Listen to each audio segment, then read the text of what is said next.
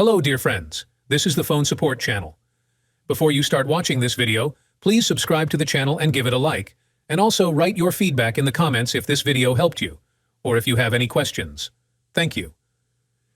In this video, I want to show and tell you how to enable private mode in Instagram and close your profile. How to do it? First of all, we log into Instagram. After that, open your profile and click on the three bars.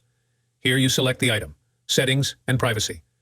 Then go a little lower and click on the item, Account Privacy. Click on that. Look. To hide subscribers and subscriptions, we can only close our profile. There are no other ways. Unfortunately, that's the only way. So we click on Close Account and click on Switch to Private and click Not Now. Done. Now we're back in our account.